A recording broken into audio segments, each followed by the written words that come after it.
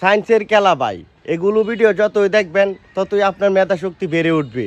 এই ভিডিওতে দেখতে পাচ্ছেন দুইটা পেঁচালো লোহা, দেখে মনে হইতেছে কোনোভাবে আলাদা করানো যাবে না, কিন্তু আজকের এই ভিডিওতে দেখতে পারবেন এই দুইটা লোহা কীভাবে আলাদা করা হয়।